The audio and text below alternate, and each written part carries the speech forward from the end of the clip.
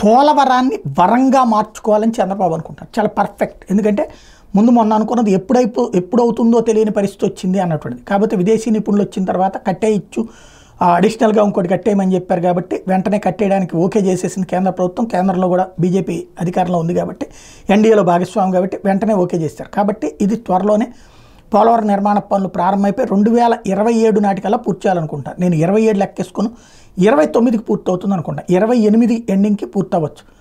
ఎందుకంటే ఈ లోపుగా కొన్ని కాన్సెప్ట్లు ఇప్పుడు ఒక తెలివైన ఎత్తుగడేశారు చంద్రబాబు గారు. ఆ విషయంలో అప్రిషియేట్ చేయాలి. ఆ కాలువల్లోకి ఇప్పుడే లిఫ్ట్ ద్వారా నీళ్లు పోసేయడం అన్నటువంటిది. అంటే ఎక్కడైతే ప్రాజెక్టు పూర్తయితే వచ్చే ఆయకట్టుకు కాకుండా నెక్స్ట్ ఫేజు, థర్డ్ ఫేజ్ దాకా వెళ్లాల్సినటువంటి ప్రాజెక్టు కోసం తవ్విన కాలువలు అయితే ఉన్నాయి.